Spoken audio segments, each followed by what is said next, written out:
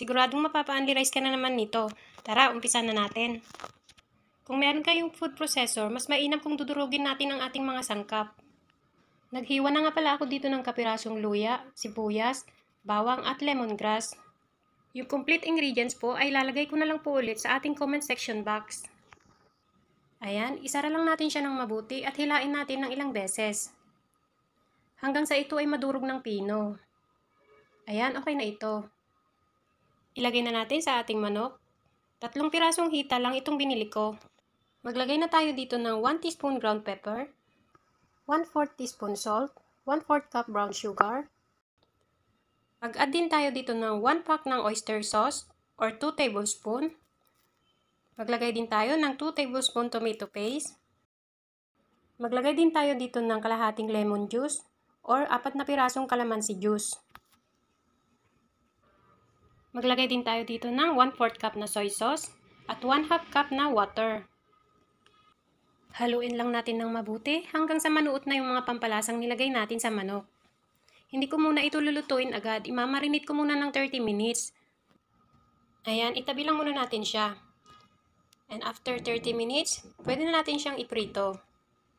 Lutuin natin siya sa katamtamang apoy ng mga 10 minuto. Takpan lang natin siya. Hindi na nga pala ako naglagay ng mantika dito. Bale, palalabasin lang natin dito yung tubig na galing sa manok. After 10 minutes, baliktarin naman natin para maluto naman yung kabilang side. Lutuin natin siya ulit for another 10 minutes. Then, takpan natin ulit. After 10 minutes, eto na siya. Lumabas na yung pinakakatas ng manok natin. Baliktarin lang natin para equal yung pagkakaluto. Ilagay na natin ang ating marinade sauce. Simmer lang natin siya sa mahinang apoy lang. Hanggang sa mag-reduce na yung kanyang sauce.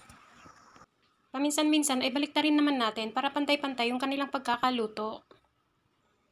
Maraming salamat nga po pala sa mga nagpa-follow kay Hapagkainan. God bless po sa inyo. Ayan, takpan lang natin ulit. Ayan, nagmamantika na siya. Sa puntong ito, hindi na natin siya kailangang takpan. Alalay lang tayo dito sa apoy para hindi siya masunog agad. Lagyan natin ng sauce sa ibabaw para lalong manuot yung ating manok. Ayan, konting-konti na lang, maluluto na ito. Tingnan nyo naman, ang ganda ng kulay. Halos humiwalay na nga yung buto niya, oh. Grabe, sarap nito. Ayan, luto na ito with chicken oil pa, oh. Tikman na natin ang ating chicken barbecue sa kawali. Maglagay din tayo dito ng chicken oil para tayong kumain na rin sa inasal. Sakto lang yung lasa niya, mga Mars. Thank you for watching. Bye-bye!